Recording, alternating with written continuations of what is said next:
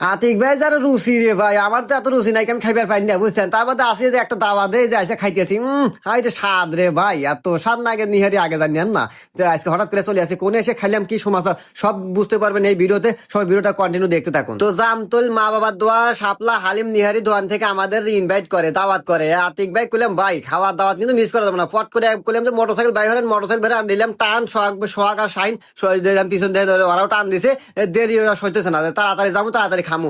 পরে আমরা এমন টান দিয়েছি হঠাৎ করে চলে আসলাম আমরা লগা একবারে জামতলে যে শাপলা হালিম নিহারি দোকানে। ঠিক আছে, এই দোকান থেকে আমাদের ইনভাইট করে, তো আমরা আমাদের টিম মেম্বার সহকারে চলে আসলাম হালিমের দোকানে। আসার পর কই ভাই আপনারা বসেন, চেয়ারে বসেন, আমরা আপনাদেরকে হালিম দিতেছি, আল্লাহ রেস্ট করেন। তো আসার বসার পরে দেখি ভাই ভাই ব্রাদার ভালোবাসার সওয়াল পাওয়াল যারা ভক্ত মক্ত আছে সব এসে জড় হয়ে গেল, সব খালি সেলফি তোলে ছবি তোলে। হ্যাঁ, তো এই হলো অবস্থা। তো আমরা দেরি করতেছি কোন হালিম দিব। তো আমি দোকানে ঢোকার সময় দেখি এক সসম্যান এদের নিহারি থুয়ে দিছি, হাই রে